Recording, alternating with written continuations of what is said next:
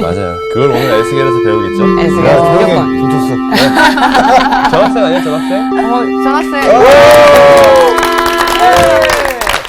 선생님 멋있어요. 선생님. 잘들 계셨죠? 네. 좋은 날입니다. 네. 근데 좋은 날 공부해야죠. 더 좋죠, 더 좋죠. 네, 원래 밖에 햇살 비치고 그리고 날씨가 너무 좋으면 따뜻하고 그러면 안에서 공부하기 힘들잖아요. 최적의 조건이에요. 저도 기억해 나는데 선생님 우리 나가서 놀아요 뭐 이런. 그죠. 그럼 나가서 공부해요. 우리 야외 수업이라도 해야 되는데. 그러니까요. 그래도 오늘은 복습을 좀 네. 좋습니다. 복습으로부터 좀 시작해야 될 것 같아요. 네. 자, 우리가 지금 대선지서를 공부하고 있거든요. 이제 선지서가 17개예요. 성경에, 구약 성경에. 근데 이제 대선지서, 소선지서로 나누죠. 소선지서는 12개, 대선지서는 5개. 근데 이제 우리가 그러면 대선지서하고 소선지서의 차이가 뭐냐? 다른 거 없어요. 분량이 많으면 뭐예요? 대선지서. 분량이 적으면 소선지서. 소선지서. 근데 이제 약간 좀 미스테리한 건 뭐냐면 다니엘은 12장이거든요. 네. 근데 호세아서는 그것보다 좀 많아. 그래도 이제 분류상 소선지서에 호세아가 들어가고 이제 대선지서에 다니엘이 들어가요. 그래서 이제 이사야, 예레미야가 그다음에 에스겔, 다니엘 이게 뭐라고 그러냐면 우리가 대선지서라고 그래요. 그리고 호세아서부터 말라기까지를 소선지서라고 그래요. 그래서 오늘은 이제 대선지서 보는 건데 자, 그럼 우리 대선지서 이사야가 대선지서 시작해서 이제 다니엘이 끝나는데 오늘은 그 끝나기 전 에스겔의 이야기를 좀 할까요? 오늘 수업 구약의 숲 17강 에스겔 마른 뼈 이야기. 선지서는 앞에 부분이 참 중요해요. 왜냐면 1장 부분에 그 사람이 누군가 설명해 주거든요. 에스겔서 1장. 당황하지 마시고 다 찾으셨어요? 네. 자, 그러면 길건 학생 한번 읽어볼래요? 1절. 30째 해 넷째 달 초닷새에 내가 그발 강가 사로잡힌 자 중에 있을 때 하늘이 열리며 여 하나님의 모습이 내게 보이니 네, 자, 이제 소명받는 거죠. 하나님의 하늘이 열리고 하나님의 모습을 자기가 보죠. 내게 보이니. 그리고 이제 거기서 부름을 받는 거예요. 자, 어떤 역사적 배경을 이제 그 다음에 얘기하죠. 그죠? 네. 여호야긴 왕이 사로잡힌 지 5년 그 달 초닷새라. 자, 여기 보세요. 누가? 여호야긴. 여호야긴이 3달 만에 왕위가 폐위돼요. 실제는 이 사람을 누가 세웠냐면 애굽이 세웠어. 근데 이제 바벨론이 쳐들어와서 기분 나쁜 거지. 애굽이 세운 왕이니까 잡아가지고 포로로 끌고 갔어. 그래서 5년째 되던 날 누가 소명을 받은 거예요? 에스겔. 에스겔이 소명받은 거예요. 그래서 여호야긴 왕이 포로로 끌려간 지 5년째 하나님의 소명을 보고 여기서 누가? 에스겔. 에스겔. 그럼 이제 우리가 느끼는 게 뭐냐면 에스겔은 예루살렘에 있어요? 바벨론에 있어요? 바벨론. 맞아. 오케이. 찍었네. 오케이. 딱 보면 나지. 예. 이게 바빌론에서 부름받은 거야. 그죠? 그럼 우리 이제 생각하길 포로기 선지자라는 말이 뭐냐면 이스라엘 백성이 포로로 가 있는 동안에 선지자 역사 일을 한 사람이야. 17명의 그 선지자 중에 첫째가 누구예요? 에스겔. 두 번째가 다니엘. 그 다음에 또 하나가 오바댜. 오바다는 이제 소선지서에 들어가는 사람이에요. 이 사람은 특징이 뭐냐면 포로기 때 일한 사람이에요. 다시 말하면 우리로 말하면 이제 이민 가서 이민자들을 솔보는 목회자, 이민 목회자처럼 그렇게 해서 이제 이렇게 포로로 끌려간 정말 그 사람들을 따라가면서 이제 같이 사역한 거예요. 그래서 여호야긴 5년 포로로 끌려간데 에스겔이 사역의 부르심을 받아. 그런데 이 선지자의 특징은 뭐냐면 포로기 선지자야. 포로기 선지자는 3명이 있어. 17명 중에. 누구예요? 에스겔, 다니엘, 오바댜. 예, 이렇게 딱 이제 개념이 좀 잡히죠? 네. 자, 그럼 3절 한번 읽어볼래요? 네. 갈대아 땅 그발 강가에서 여호와의 말씀이 부시의 아들 제사장 나 에스겔에게 특별히 임하고 여호와의 권능이 내 위에 있으니라. 그래서 3절이 시작할 때 어떻게 해요? 어디서 소명을 받았다 해서 갈대아 갈대아 땅, 땅. 그발, 어디 강? 그발 그발 강. 그발 강가. 강가. 그래서 여호와의 말씀이 부시의 아들 제사장. 제사장 나 여호와에게 특별히 임하고. 자, 그러면 이 3절에서 누구의 아들이에요? 부시의 아들. 부시. 근데 부시의 직업이 뭐였어요? 제사장. 제사장. 그리고 에스겔도 자기를 뭐라고 소개해요? 제사장. 그러니까 제사직을 행하다가 잡혀온 거야. 자, 그러면 우리 물어봐요. 제사직을 행하다가 하려면은 뭐가 있어야 제사직이 가능해요? 제사는 어디서 드렸어요? 성막. 성막, 성전. 근데 그 성전이 바벨론에 의해서 어떻게 했어요? 불탔죠. 네. 그래서 어디로 지금 간 거예요? 에스겔이. 바벨론으로 갔잖아요. 네. 성전이 있어요, 없어요? 없어요. 없어. 자, 그럼 제사장 일을 할 수 있어요? 없어요. 못합니다. 예. 그 다음 3절에 뭐라 그랬어요? 뭐가 임했다 그랬어요? 권능. 제사가 아니라 뭐가 임했다? 권능. 여호와의 권능. 아니. 제사가 아니고, 말씀. 제사가 아니고 뭐가? 여호와의 말씀. 말씀이. 자, 그러면 두 가지가 눈에 띄어요. 하나는 제사장인데 제사가 안 드리고 뭐가 와요? 말씀이 오죠. 그러니까 이제 에스겔은 제사를 드리라고 부름받은 게 아니라 뭘 전하라고? 말씀. 그게 이제 1장 1절에서 3절에 이걸 보여주는 거예요. 그러면 예레미야가 에스겔이 누구냐? 이제 예레미야는 이런 특징을 갖고 있고 이사야는 이런 특징을 갖고 있었다. 그러면 이사야는 나라가 망하기 전에 망하는 과정, 망하기 전에 이사야가 예언을 했거든요. 예레미야는 망하는 것까지 다 봤어. 네. 근데 에스겔은 완전히 망해서 바벨론의 포로로 끌려갔어. 그리고 그 포로 수용소에서 이제 그발강가라는 말은 바벨론 왕의 느부갓네살이 이스라엘 백성들을 그발 강가에서 정착촌을 만들게 했어요. 그래서 그 정착촌에서 일종의 자유를 주고 그 안에서 자치를 할 수 있도록 그렇게 정착촌을 만들어 놨어요. 그래서 여기서 이제 에스겔이 그 정착촌에서 부름받아서 이제 역사하기 시작했죠. 그러니까 이제 두 가지 우리는 특징을 보게 되죠. 에스겔의 집안이 누구 집안이에요? 제사장 집안이요. 첫째가 제사장 집안. 그러니까 에스겔은 제사장 집안이죠. 네. 아버지도 제사장이고 자기도 네, 제사장이야.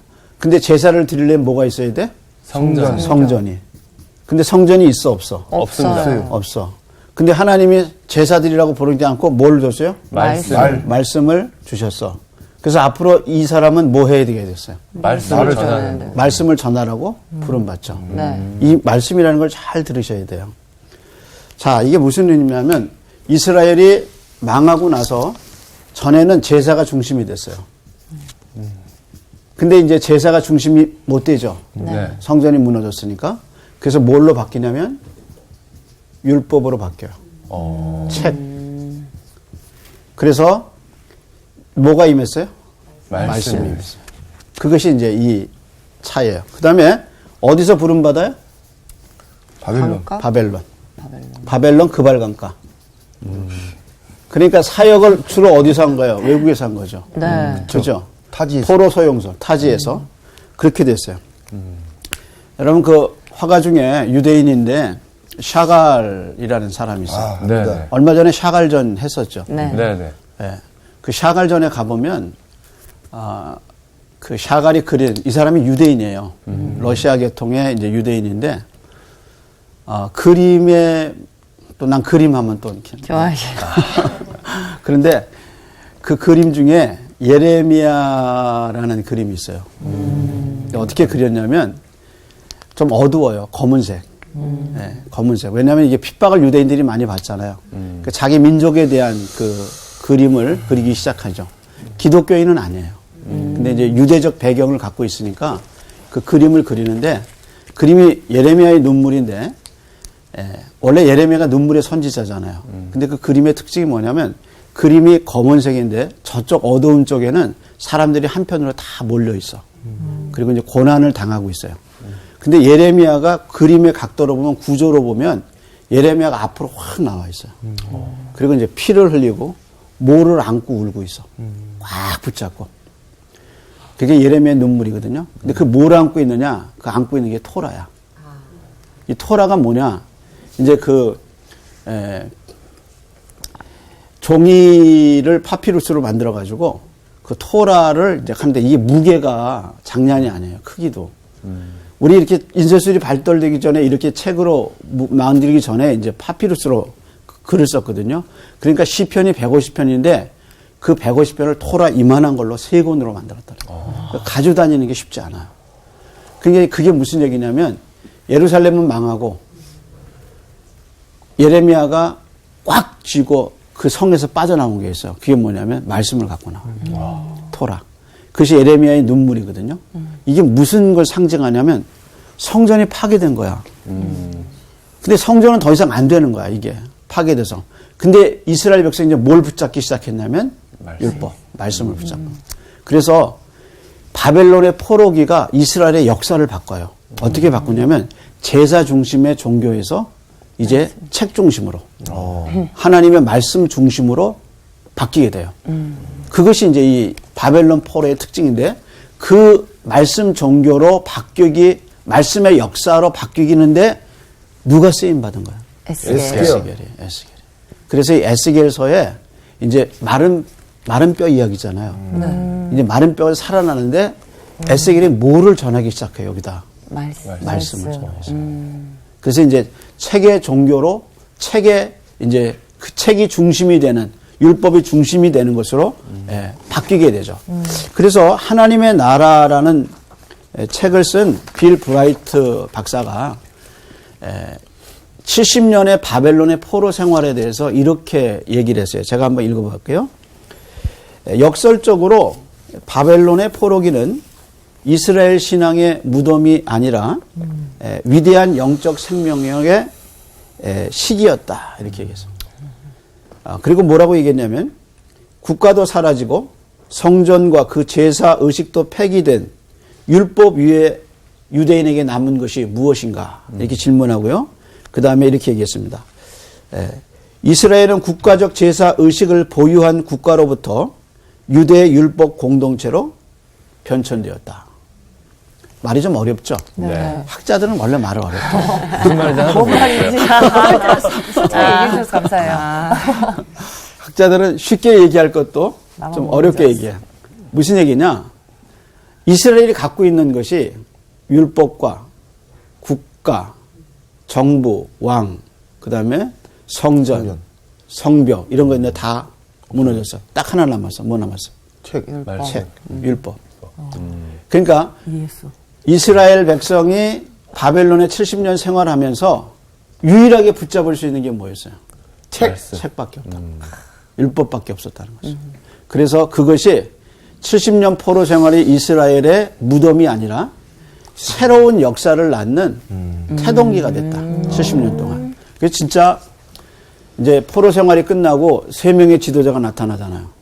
스룹바벨, 그 다음에 스룹바벨 나와 느헤미야, 에스라. 다 어디서 나왔냐? 여기 말씀의 율법 안에서 이 사람들이 나. 특별히 예레미야 같은 경우는 말씀을 자기가 준행하고 가서 백성들을 가르치겠다고 결심하고 율법을 가지고 와요.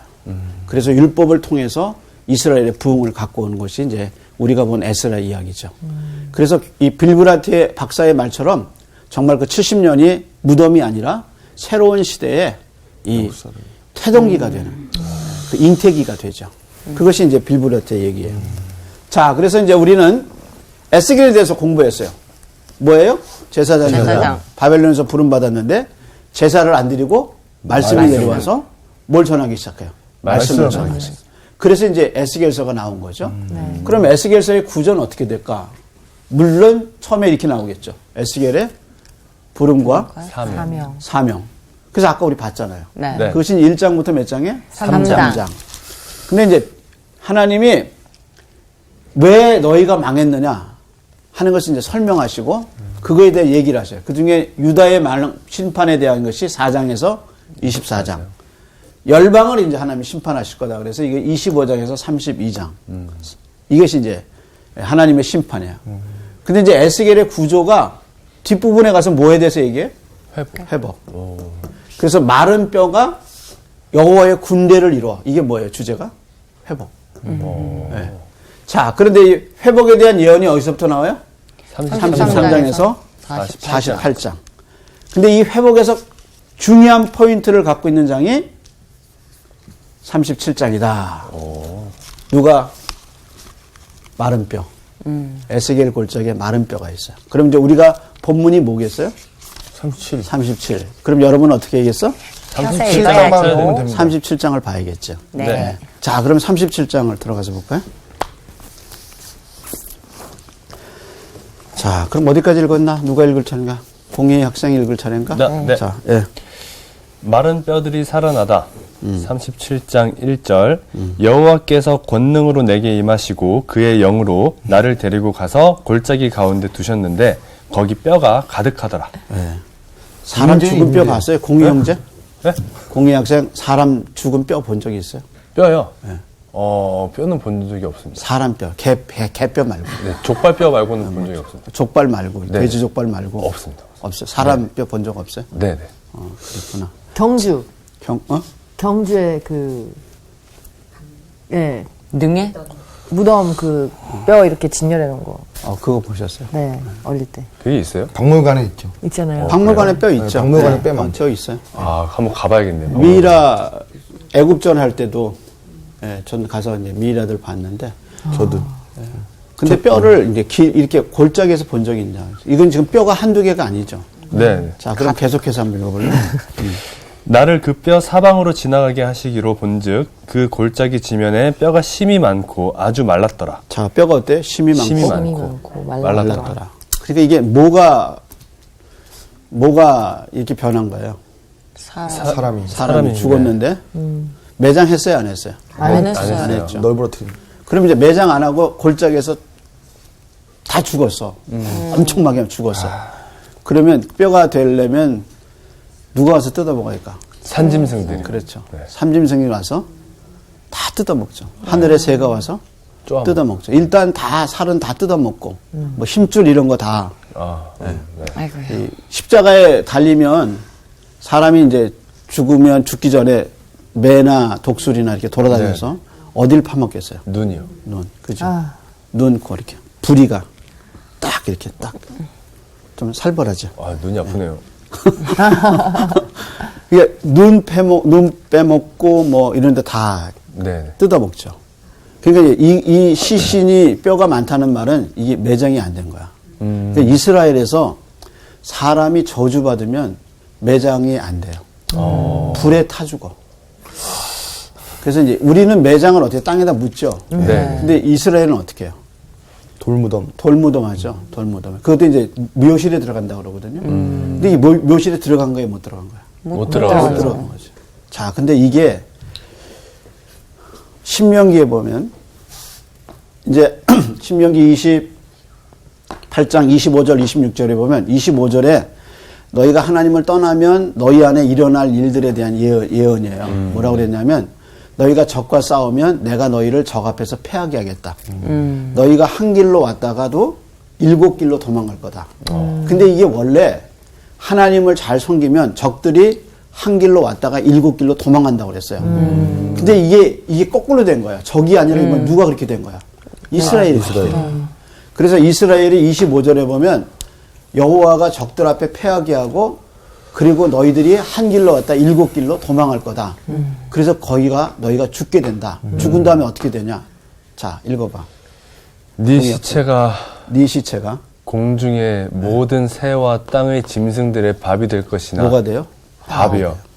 아무도 돌보지 않는 거야. 그 다음에 계속해서 그것들을 쫓아줄 자가 없을 것이다. 이게 누구라도 있으면 우리 아버지 시신이 그렇게 된 거야. 그렇잖아요. 우리 엄마 시신이 이렇게 누워 있는 거야. 그러면 어떻게 해요? 이게 우리 아빠 된 거야. 쫓죠. 네. 근데 아무도 어때요?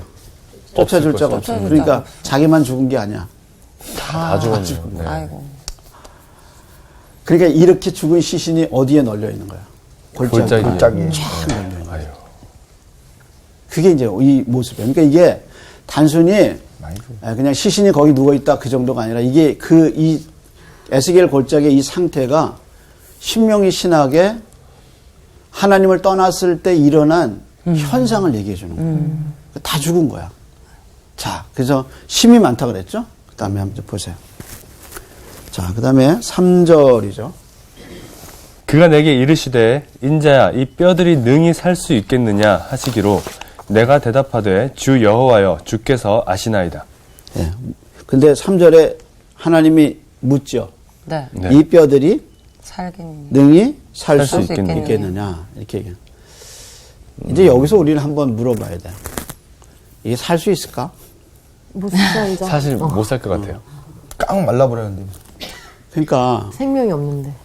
말랐는데 그 다음에 뭐라냐? 아주 말랐다. 말랐어. 그러니까 그 안에서 생명이 하나도 없다. 없는 거예요. 그러니까 이제 하나님 물어본 거죠. 야, 이 뼈들이 살겠냐? 왜 우리가 살다 보면 절망적인 상황이 있잖아요. 네. 예, 이건 뭐 근데 이 죽었는데 살 수 있겠냐 이렇게 이제 하나님 물어보신 거예요. 근데 예수님이 요한계시록에 가면 이 말씀을 한번 하셔요. 뭐라고 얘기하시냐면 너희가 살았으나 사실은 죽은 자다. 이게 이제 사대교회인데 하신 얘기거든요. 그래서 살았으나 죽은 것과 죽었으나 살아. 이게 이 단어가 서로 겹치는 것을 볼 수 있어요. 근데 이 단어를 예수님이 또 어디서 쓰시냐면 탕자의 비유를 할 때 이 단어를 쓰셔요. 자, 탕자가 둘째 아들이 도망갔잖아요. 네. 아버지 떠나 있다가 돌아오죠. 그때 아버지가 누가복음 15장에 보면 탕자 보고 뭐라고 얘기하냐면 동네 사람들 앞에 다 모아놓고 내 아들이 죽었다가 다시 살았다 이렇게 얘기해요. 근데 그 아들이 죽어본 적은 없어. 그렇잖아요. 왜냐하면 살아있어서 아버지 거 가져가서 다 호랑방탕하게 다 써먹고 다 털어먹었어. 돼지 쥐염 열매 먹고 잘 살아있었어.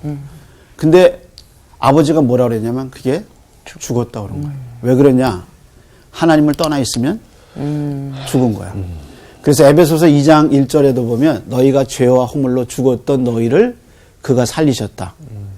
그러니까 여기 이 죽음은 살아날 가능성이 인간적으로는 하나도 없는 거예요. 네. 예. 그래서 물어보신 거죠.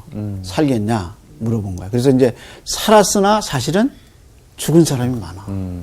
예. 살았으나 죽은 사람이 많아. 자, 그러면 이제 4절 한번 읽어보죠.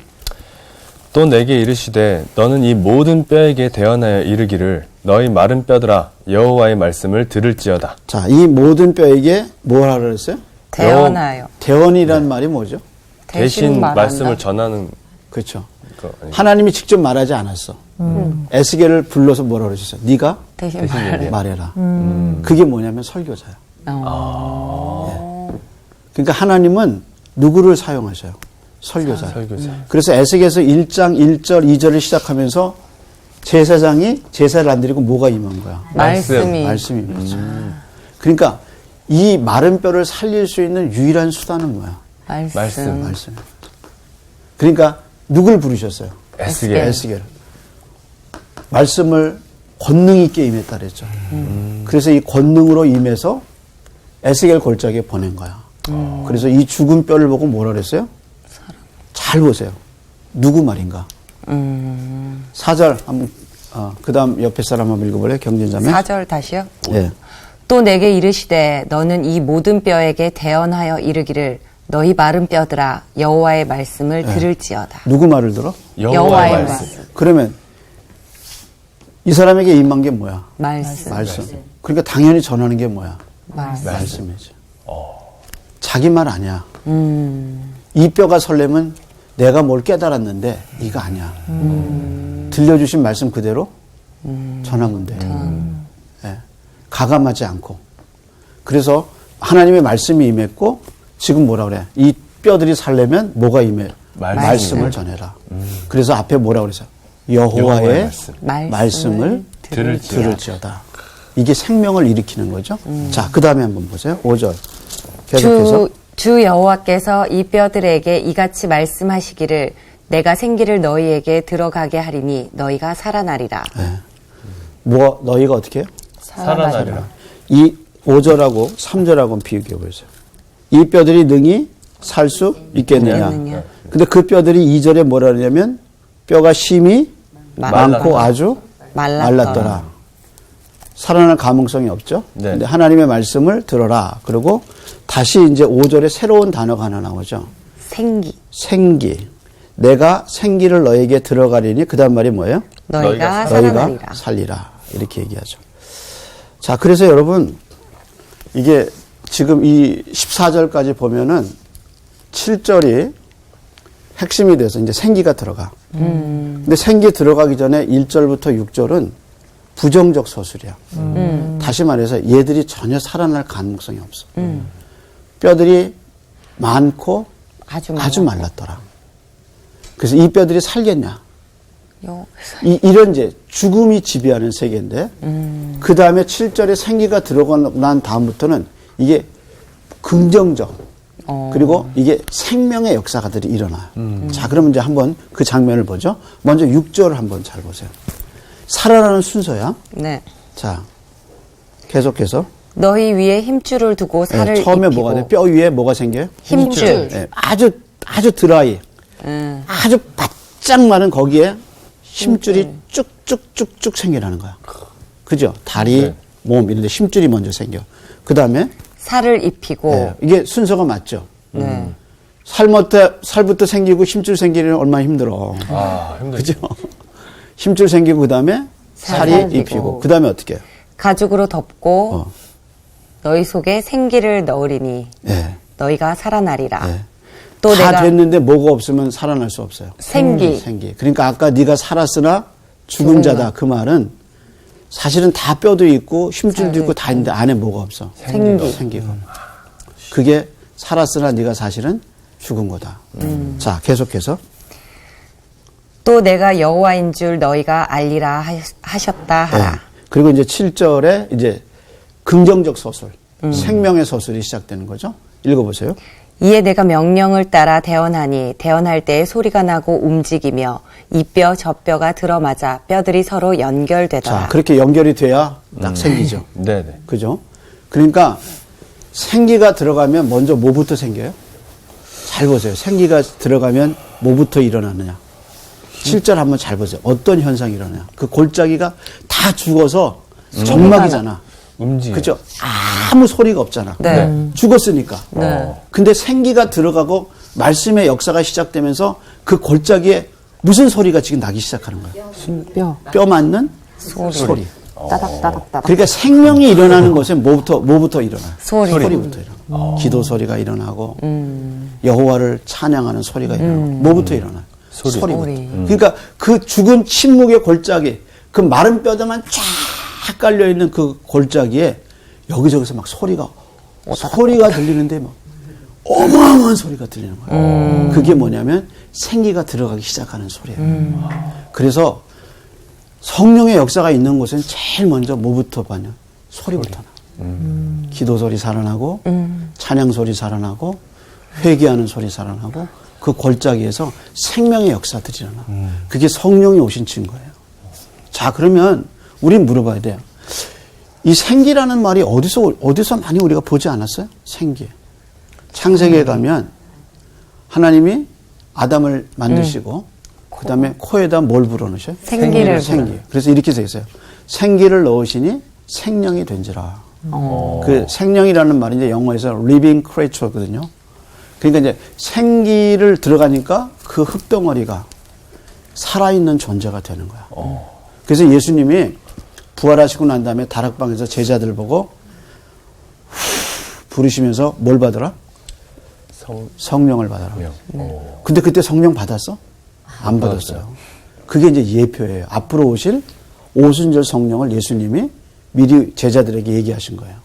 근데 이 장면, 예수님이 제자들에게 보면서 성령을 받아라. 그 장면이 창세기 2장에 예수님이 사람을 만드시고 하나님이 그 안에 생기를 불어넣는 장면과 부활하신 예수님이 제자들에게 성령을 주시는, 약속하신 성령을 주시는 이 장면이 오버랩되죠.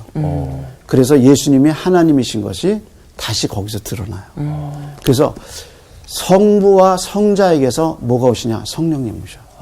그래서 예수님이 내가 가서 아버지께로 너희에게 보낼 성령 보혜사가 오시면 그가 내 것을 가지고 너희에게 알리겠습니다. 그래서 성령은 성부와 성자에게서 오시는 거야. 그래서 여기 생기는 성령의 상징이야. 그래서 성령에 들어가면 죽은 자들이 막 움직이기 시작해. 전에는 하나님을 향하여 그렇게 움직일 수가 없었어. 왜? 죽었으니까. 근데 이제 부활의 영이신 성령이 와서 그들에게 말씀을 들려주면서 그들이 이제 죄를 깨닫고 회개하고 찬양하고 소리가 나기 시작하는 거야.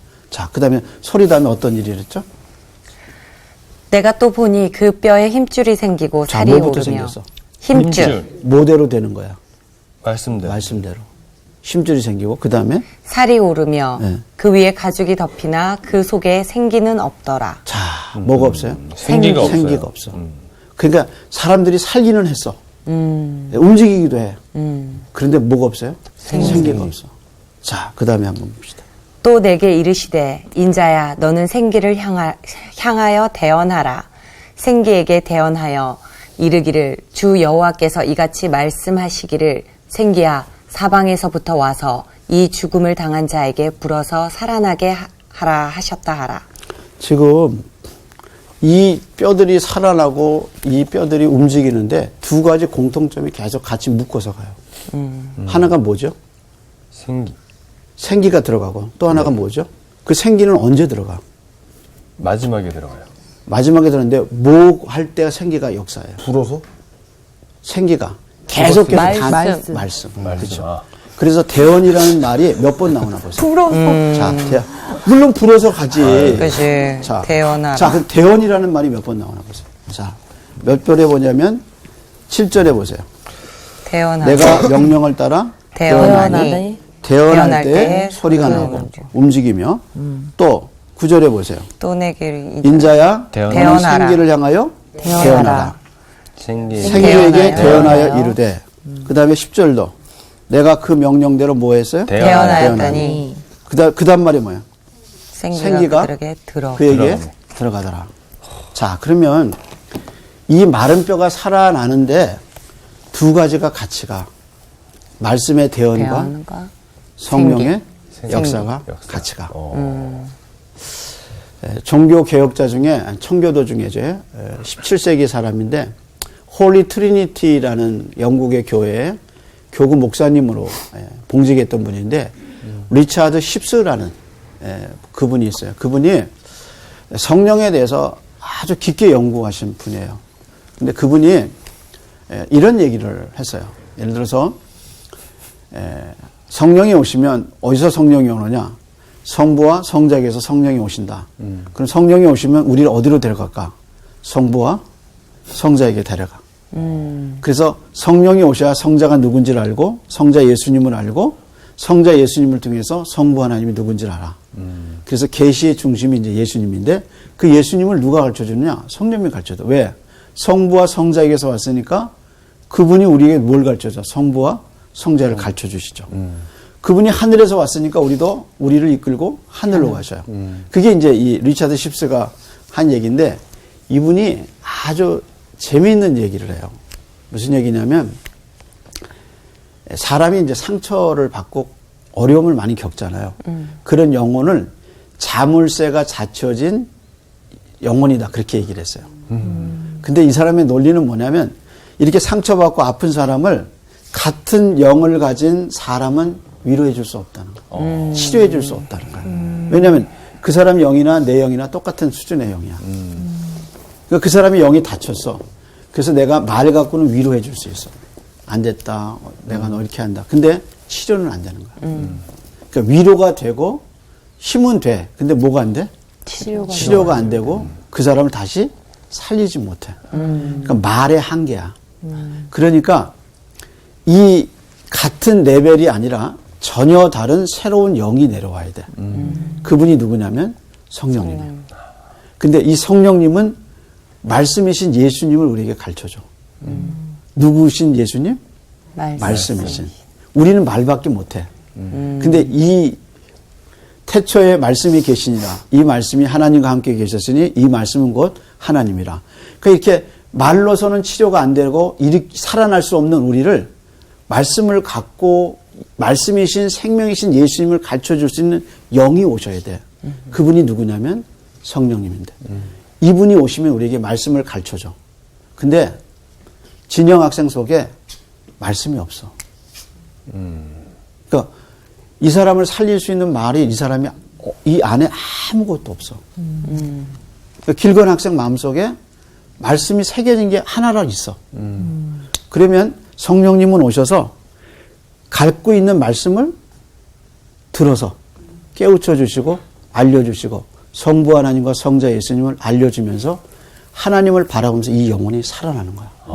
그 있는 말씀으로. 근데 이 학생은 위로해 줄 수 있는 수단이 없던 거야. 뭐가 없어요? 말씀이 말씀이 없어서. 저 있습니다. 아니, 예를 들면 그렇다는 거지. 예를 뭘 또 바짝 그렇게 해서 또 이렇게 공격을 할까. 예를 들어서. 걸려서 찔린 것 같은데 약간 지경이. 이그젠플? 그래서 리차드 십슨 뭐라고 그랬냐면 고난 때, 인생 때 그걸 뭘로 비교했냐면은 씨 뿌리는 거에 비유했어요.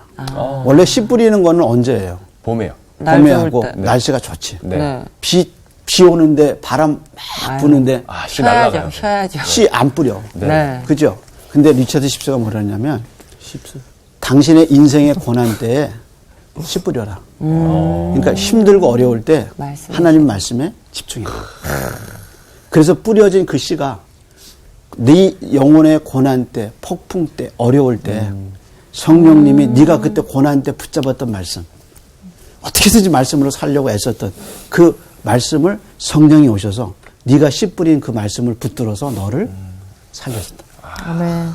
진짜. 그러니까 네가 고난 때에 어디로 돌아가야 되느냐? 말씀으로 돌아갑니다. 그러면 성령님이 오셔서 너의 안에 있던 그 말씀으로 너를 살리고 회복시켜 줄 거다. 그래서 리차드 십스가 성령에 대해서 말씀과 성령의 관계를 그렇게 풀었어요. 자, 여러분, 이 마른 뼈가 어떻게 해서 살아났느냐? 두 가지가 같이 가서 살아났어요. 뭐예요? 말씀과 성령의 역사. 그래서 개혁주의의 위대한 원리는 뭐라고 그랬냐면 성령님은 말씀이라는 수레를 타고 우리에게 찾아오신다. 그래서 우리가 살아나는 것은 하나님의 말씀이에요. 그러니까 말씀이 있어야 우리가 살아나는데 그 말씀은 성령이 붙잡아 주셔야 돼요. 그래서 이 에스겔 골짜기에 처음에 시작할 때 야, 이거 진짜 완전히 죽음이지. 정막이고 아무것도 없는 거야. 다 죽었어. 근데 거기에 살 것 같지 않은 그곳에 설교자가 가서 하나님의 말씀을 말씀대로, 정말 하나님의 말씀을 말씀대로 숨기지 않고, 그리고 가감 없이 순수하게 그 말씀에 붙잡혀서 전할 때 성령의 역사가 있어서 뼈들이 맞춰지고 힘줄이 생기고 살이 오르고 그냥 성령의 충만한 군대가 그 골짜기에서 대열을 이루어서 축축축축 나가. 그것이 회복이고 소망이에요. 그래서 에스겔 37장은 이 무너졌던 바벨론의 공동체, 그 안에서 위대한 하나님의 군대가 무엇을 통해서, 말씀과 성령을 통해서 새로운 이스라엘의 공동체를 이끌 수많은 일꾼들이 그 안에서 에스겔 골짜기에서 일어나는 거죠. 그것이 그 꿈을 꾸어라. 그래서 우리가 그 꿈을 꿔야 돼요. 지금은 마른 뼈 같아. 지금은 소망이 없어. 걱정하지 마. 왜냐하면 설교자가 있고 말씀이 있고 성령의 역사가 있어. 그 안에서 위대한 부흥의 역사가 일어날 거예요. 그것이 회복을 꿈꾸는 에스겔이 주신 하나님의 비전이야. 이 비전을 우리 모두 가슴에, 영혼에, 교회에, 나라에 품는 여러분 되기, 저 되기를 소원합니다. 자, 오늘은 에스겔 여기까지. 수고하셨습니다. 감사합니다. 아유, 안 해야 되는데. 두 손 뻗어 할렐루야. 날 사랑하신 성경에 써있네.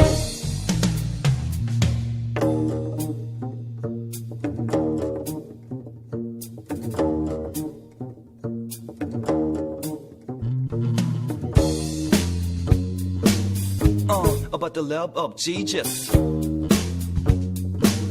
Yeah, let me tell you this. He loves me truly. 날 사랑해.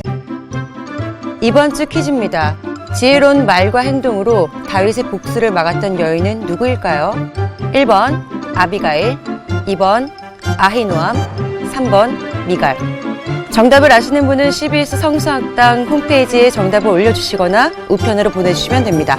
선정되신 분들에게는 하느님의 말씀을 전 세계에 보급하는 대한성서공회에서 성경 통독을 위한 최고의 자습서 성경 2.0, 세상을 바꾸는 복음 매거진 크리스 채너티 투데이 1년 정기 구독권, 성경을 쉽고 재미있게 가르쳐주는 성서학당 선생님들의 저서 중 하나를 드립니다.